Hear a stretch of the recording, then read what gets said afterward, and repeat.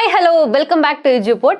നിങ്ങൾ എല്ലാവരും കാത്തിരിക്കുന്ന +1 സോഷ്യോളജിയുടെ പ്രഡിക്ഷൻ ക്വസ്റ്റ്യൻസ് ആയിട്ടാണ് മിസ് വന്നിട്ടുള്ളത്. ഏകദേശം കഴിഞ്ഞ വർഷങ്ങളിലൊക്കെ ചോദിച്ചിട്ടുള്ള, അതായത് റിപ്പീറ്റ് ചെയ്ത് ചോദിച്ച് കണ്ടിട്ടുള്ള കുറച്ച് ക്വസ്റ്റ്യൻസ് ആണ് ഇന്നിവിടെ നിങ്ങളെ പരിചയപ്പെടുത്താൻ പോകുന്നത്. നമുക്ക് ജസ്റ്റ് ക്വസ്റ്റ്യൻസ് ഏതൊക്കെയാണെന്നുള്ളതൊന്ന് നോക്കാം. ഒന്നാമതായിട്ട് വാട്ട് ഈസ് ട്രയാങ്കുലേഷൻ, ത്രികോണമാപനം എന്നാൽ എന്ത് എന്നുള്ളൊരു ചോദ്യമാണ് ഒന്നാമതായിട്ട് ഞാൻ കൊടുത്തിട്ടുള്ളത്. അതായത് ഇത് നമ്മളുടെ റിസർച്ചിന്റെ ഭാഗത്ത് വരുന്നൊരു ചോദ്യമാണ്. നമുക്ക് ഒരുപാട് ഓവറായിട്ട് ക്വസ്റ്റ്യൻസ് എക്സ്പെക്ട് ചെയ്യാൻ പറ്റുന്ന ഒരു ചാപ്റ്റർ ഒന്നും അല്ല നമ്മുടെ റിസർച്ചിന്റെ ക്വസ്റ്റ്യൻ, ആ ഒരു ഏരിയ എന്ന് പറയുന്നത്. പക്ഷേ വളരെ റിപ്പീറ്റഡ് ആയിട്ട് നമുക്ക് വൺ വേർഡ്, അതേപോലെ തന്നെ മാച്ച് ദ ഫോളോയിങ് ബോക്സുകളൊക്കെ ഇല്ലേ, അങ്ങനത്തെ ടൈപ്പ് ക്വസ്റ്റ്യൻസ് ഒക്കെ നമുക്ക് എപ്പോഴും നമുക്ക് കാണാൻ പറ്റുന്നതാണ് ഈ ഒരു ചാപ്റ്ററിന്. പിന്നെ ചില സമയങ്ങളിൽ എസ് എ രീതിയിലുള്ള ചോദ്യങ്ങൾ, അതായത് ഇപ്പോൾ സർവേ മെത്തേഡ് അതുപോലത്തെ ആ രീതിയിലുള്ള ചില മെത്തേഡുകളെ കുറിച്ചുള്ള എസ് എ ലെവൽ ക്വസ്റ്റ്യൻസ് നമുക്ക് കാണാം.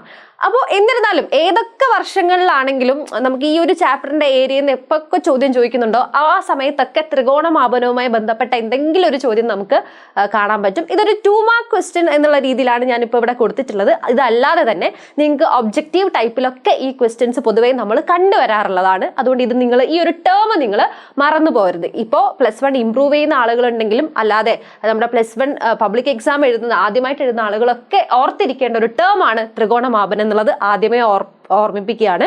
അപ്പൊ എന്താണെന്ന് വെച്ച് കഴിഞ്ഞാൽ ഇതൊരു ടെക്നിക്കാണ് അല്ലെ, നമ്മൾ സോഷ്യൽ റിസർച്ച് മെത്തേഡിൽ ഉപയോഗിക്കുന്ന ഒരു ടെക്നിക്കാണ്. It's a technique of using more than 1 method for research. ഒരു റിസർച്ചിന്, അതായത് ഒരു ഗവേഷണത്തിനായി ഒന്നിലധികം രീതികൾ ഉപയോഗിക്കുന്ന പ്രവണതയെയാണ് നമ്മൾ എന്തെന്ന് പറയുന്നത്, ത്രികോണമാപനം എന്ന് പറയുന്നത്. അതുകൊണ്ട് ഈ ഒരു ടേം നിങ്ങളുടെ മനസ്സിലുണ്ടാവണം എന്നുള്ളത് ഓർമ്മിപ്പിക്കുകയാണ്. വളരെ ഉപകാരം ഉണ്ടാവും ഈ ഒരു ടേം പഠിച്ചു വെക്കുന്നത്. ഓക്കെ, അതുപോലെ നമ്മൾ മറ്റൊരു ചോദ്യം എന്ന് പറയുന്നത്, അതും നമ്മുടെ ഫസ്റ്റ് പാർട്ടിൽ നിന്നുള്ള ഒരു ചോദ്യമാണ്, സോഷ്യോളജിയുടെ ഫസ്റ്റ് പാർട്ടിൽ നിന്നുള്ള ചോദ്യമാണ്. സ്കോപ്പ് ഓഫ് സോഷ്യോളജി, സമൂഹശാസ്ത്രത്തിന്റെ വ്യാപ്തി എത്രത്തോളം ഉണ്ട്, വ്യാപ്തി എന്താണെന്നുള്ള രീതിയിൽ വിശദീകരിക്കാനുള്ള ഒരു ചോദ്യം നമുക്ക് പ്രതീക്ഷിക്കാം. അതെന്താന്നുള്ളത് നമ്മൾ പറഞ്ഞ കാര്യങ്ങളാണ്. അതായത് it is very wide can study from interaction between individuals. ആളുകളുടെ ഇടയിൽ നിന്നുകൊണ്ട് നമുക്ക് അങ്ങനെ പഠിച്ചെടുക്കാൻ പറ്റുന്ന കാര്യങ്ങളാണ് ഈ ഒരു സോഷ്യോളജി എന്ന് പറയുന്ന സബ്ജക്റ്റിനകത്ത് ുള്ളത്. അതുപോലെ തന്നെ ഡിഫറെന്റ് ഫീൽഡ് ഓഫ് സൊസൈറ്റിയെ കുറിച്ച് നമുക്ക് മനസ്സിലാക്കാൻ സാധിക്കുന്നുണ്ട്. And it is focuses on the issues and global social process. അപ്പൊ നാഷണൽ ഇഷ്യൂസിനെയും ഗ്ലോബൽ പ്രോസസ്സിനെയും ഒക്കെ നമുക്ക് പഠിക്കാൻ വേണ്ടിയിട്ട്, ദേശീയ അന്തർദേശീയ കാര്യങ്ങളെ കുറിച്ചൊക്കെ പഠിക്കാൻ വേണ്ടിയിട്ട് ഈ ഒരു സബ്ജക്റ്റ് നമ്മളെ സഹായിക്കുന്നുണ്ട്. അപ്പൊ ഈ ഒരു സ്കോപ്പിന്റെ ഭാഗവും പഠിക്കേണ്ടത് വളരെ ഇമ്പോർട്ടന്റ് ആണ്. നമുക്ക് റിപ്പീറ്റ് ചെയ്ത് ഈ ഭാഗത്ത് നിന്ന് ക്വസ്റ്റ്യൻസ് നമുക്ക് പ്രതീക്ഷിക്കാം. പിന്നെ സമൂഹശാസ്ത്ര സങ്കല്പം, അതേ ചാപ്റ്ററിൽ നിന്ന് തന്നെയുള്ള വേറൊരു ചോദ്യമാണ്. ഫൈനൽ എക്സാം ആണെന്ന് കരുതി നമ്മൾ ഫസ്റ്റ് ചാപ്റ്ററിന് ഒരു കാരണവശാലും അവോയ്ഡ് ചെയ്യരുത്. ഈ ഒരു ചോദ്യം നമുക്ക് പ്രതീക്ഷിക്കാം. എന്താണ് സമൂഹശാസ്ത്ര സങ്കല്പം, അത് ആരുടെ കൺസെപ്റ്റ് ആണ്? നിങ്ങൾ ഇംപ്രൂവ് ചെയ്യുന്ന ആളുകളൊക്കെ ഉണ്ടെങ്കിൽ പ്രത്യേകം ശ്രദ്ധിക്കുക, CW മിൽസിനെ മറന്നു പോകരുത്. അതുപോലെ തന്നെ എന്താണ് സമൂഹശാസ്ത്ര സങ്കല്പം എന്നുള്ളതും ഓർത്തു വെക്കേണ്ടതുണ്ട്. We have distinguish between personal troubles and public issues in society. വ്യക്തിയും സമൂഹവും തമ്മിലുള്ള ബന്ധം പോലെ തന്നെ വ്യക്തിപരമായ പ്രശ്നങ്ങളും സാമൂഹ്യ പ്രശ്നങ്ങളും തമ്മിലുള്ള ബന്ധത്തെ സൂചിപ്പിക്കുന്നതിനായിട്ടാണ് CW മിൽസ്. ആ പേര് നിങ്ങൾ മറന്നു പോയിട്ടുണ്ടെങ്കിൽ വീണ്ടും വീണ്ടും ഓർത്ത് വെക്കുക. സമൂഹശാസ്ത്ര സങ്കല്പനം എന്ന് പറയുന്ന ആശയം നമുക്ക് മുന്നോട്ട് വെച്ചത് അദ്ദേഹമാണെന്നുള്ളത് ഓർത്ത് വെക്കുക.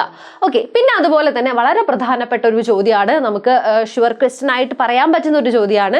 നമ്മൾ എപ്പോഴും കണ്ടുവരാറുള്ള, ഒന്നുകിൽ ഷോർട്ട് എസ്സേ ആയിട്ടോ എസ്സേ ആയിട്ടോ ഒക്കെ നമ്മൾ കണ്ടുവരുന്നതാണ് സോഷ്യൽ ഗ്രൂപ്പ്സ്, സാമൂഹിക സംഘങ്ങളെ കുറിച്ചുള്ളത്. ഏതൊക്കെയാണെന്നുള്ളത് നിങ്ങൾക്കറിയാം. Primary, secondary, in group, out group, reference group, peer groups, community, society, association ഒക്കെ ഉൾപ്പെടുന്ന അല്ലെ, പ്രാഥമികവും ദ്വിതീയവുമായിട്ടുള്ള സാമൂഹിക സംഘങ്ങൾ, സ്വസംഘം, അന്യസംഘം, സൂചിത സംഘം, സമസംഘം, സമുദായം, സംഘടന തുടങ്ങിയിട്ടുള്ള ഒരുപാട് ടേമുകൾ നിങ്ങൾ പഠിച്ചിട്ടുണ്ടായിരിക്കും. ഇതൊക്കെ വളരെ പ്രധാനപ്പെട്ടതാണ്.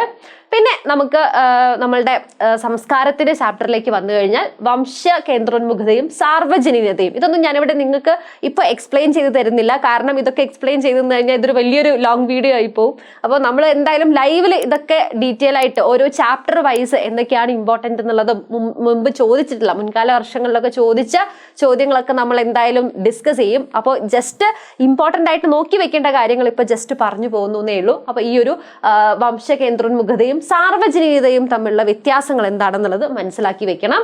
എത്നോസെൻട്രിസിസം and cosmopolitanism. What is the difference between ethnocentrism and cosmopolitanism? ഒറ്റ കാര്യം ആലോചിച്ചാൽ മതി.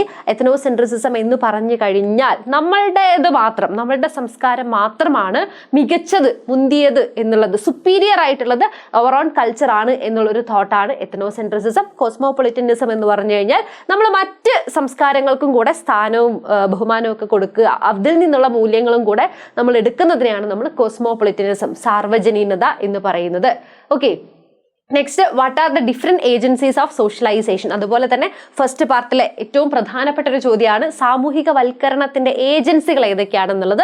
ഇപ്പോൾ ഇത് ഫസ്റ്റ് പാർട്ടിലുള്ള ക്വസ്റ്റ്യൻ ആണെങ്കിൽ പോലും നമുക്ക് വരാറുള്ള എസ്സേ ആയിട്ടൊക്കെ വരാറുള്ള ഒരു, അല്ലെങ്കിൽ നന്നായിട്ട് ചോദ്യം വരാറുള്ളതാണ് ഏതൊക്കെയാണ് ഏജൻസികൾ എന്ന് പറയുന്നത്.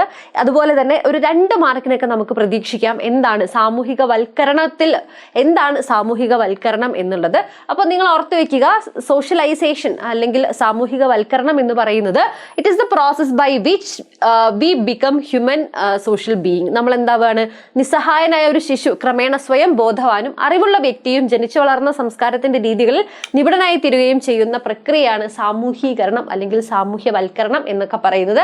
അതിൽ പ്രധാനപ്പെട്ട ഏജൻസികളുണ്ട്. കുടുംബം, സമസംഘങ്ങൾ, വിദ്യാലയം, ബഹുജന മാധ്യമം, ഇങ്ങനെ പ്രധാനപ്പെട്ട ഏജൻസികളൊക്കെ അതിൽ ഉൾപ്പെടുന്നുണ്ട്.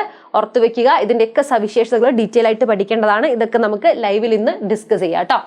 ഓക്കെ, ഇനി distinguish between mechanical solidarity and organic solidarity. ഇത് നമ്മളുടെ സെക്കൻഡ് പാർട്ടിൽ ഏറ്റവും ഇമ്പോർട്ടൻ്റ് ആയിട്ട് നമുക്ക് പ്രിഡിക്റ്റ് ചെയ്യാൻ പറ്റുന്ന ഒരു ചോദ്യമാണ്. എന്താണ് യാന്ത്രിക ഐക്യദാർഢ്യവും ജൈവിക ഐക്യദാർഢ്യവും തമ്മിലുള്ള വ്യത്യാസങ്ങൾ എന്താണ്? Mechanical solidarity and organic solidarity തമ്മിലുള്ള വ്യത്യാസങ്ങൾ എന്താണ് എന്നുള്ളതാണ്. യാന്ത്രിക ഐക്യം എന്ന് നമുക്കറിയാം, അത് പ്രാകൃത സമൂഹത്തിന്റെ സവിശേഷതയാണ് അല്ലെ, അതായത് പഴയകാല പ്രിമിറ്റീവ് സൊസൈറ്റിയുടെ ഫീച്ചേഴ്സ് ആണ്. ഇനിയിപ്പോൾ ജൈവിക ഐക്യം എന്ന് പറയുകയാണെങ്കിൽ അത് ആധുനിക സമൂഹത്തിന്റെ പ്രത്യേകതയാണ്. അതിനകത്ത് വ്യത്യാസങ്ങൾ കൂടുതലാണ്. ഇങ്ങനെ ഇവ തമ്മിലുള്ള വ്യത്യാസങ്ങൾ നിങ്ങൾ ഇതേപോലെ തന്നെ ബോക്സുകളാക്കിയിട്ട് ഈ പറഞ്ഞ പോലെയുള്ള പോയിന്റുകളാക്കി നോട്ട് ചെയ്ത് വെക്കുന്നത് വളരെ നല്ലതാണ്. നിങ്ങൾക്ക് എക്സാം സമയത്തൊക്കെ അത് ഒരുപാട് ഉപകാരം ചെയ്യും. ഇനി നമ്മൾ സെക്കൻഡ് പാർട്ടിലെ തന്നെ പ്രധാനപ്പെട്ട മറ്റൊരു ക്വസ്റ്റ്യൻ പറയുകയാണെങ്കിൽ ഗെറ്റോയിസേഷൻ ആൻഡ് ഗേറ്റഡ് കമ്മ്യൂണിറ്റീസ് ആണ്. ഗെറ്റോ വൽക്കരണം, അതുപോലെ തന്നെ ബന്ധിത സമുദായങ്ങൾ എന്ന് പറയുന്നത് വളരെ പ്രധാനപ്പെട്ട ചോദ്യമാണ് കേട്ടോ. ഇത് രണ്ടും നമുക്ക് വളരെ പ്രധാനപ്പെട്ടതാണ്. ഗേറ്റഡ് കമ്മ്യൂണിറ്റീസും അതുപോലെ തന്നെ ഗെറ്റോയിസേഷനും. അപ്പോൾ ഇതൊക്കെ ഓരോന്ന് എന്താണെന്നുള്ളത് കൃത്യമായിട്ട് പഠിച്ചു വെക്കണം. ഇനി നമ്മൾ ലാസ്റ്റ് സെക്ഷനിലേക്ക് വന്നു കഴിഞ്ഞാൽ, അവസാന ചാപ്റ്ററുകളിലേക്കൊക്കെ എത്തിക്കഴിഞ്ഞാൽ ഉദ്യോഗസ്ഥ വൃന്ദത്തിന്റെ സവിശേഷതകളെ കുറിച്ച് explain the features of bureaucracy, Max വെബറിന്റെ ഏരിയയിൽ നമ്മൾ പഠിക്കുന്നതാണ് ഫീച്ചേഴ്സ് ഓഫ് ബ്യൂറോക്രസി എന്ന് പറയുന്നത്. ഇതും ഒരുപാട് ചോദ്യ പേപ്പറിൽ എനിക്ക് തോന്നുന്നു നിങ്ങൾക്ക് മോഡൽ എക്സാമിനോ കഴിഞ്ഞ വർഷത്തെ പബ്ലിക് എക്സാമിനൊക്കെ ചോദ്യം കണ്ടിട്ടുള്ളതാണ്. എന്താണ് ബ്യൂറോക്രസി അല്ലെങ്കിൽ ഉദ്യോഗസ്ഥ വൃന്ദത്തിന്റെ സവിശേഷതകളെ കുറിച്ച് വിശദീകരിക്കാനായിട്ട് നിങ്ങൾക്കറിയാം എന്താണ് ഔപചാരികമായി നിലനിൽക്കുന്ന സ്ഥാപനമാണ് ബ്യൂറോക്രസി എന്ന് പറയുന്നത്. അതിന് കൃത്യമായിട്ട് ലിഖിത പ്രമാണങ്ങളടക്കം കൃത്യമായിട്ടുള്ള കുറേ സവിശേഷതകളും ഉണ്ടായിരിക്കും.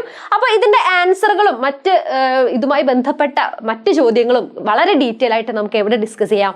നമ്മളുടെ ലൈവ് സെഷനിൽ ഡിസ്കസ് ചെയ്യാം. ഇപ്പോൾ ഞാൻ ഇവിടെ കുറച്ച് ചോദ്യങ്ങൾ നിങ്ങളൊന്ന് പരിചയപ്പെടുത്താൻ വേണ്ടി വന്നതാണ്.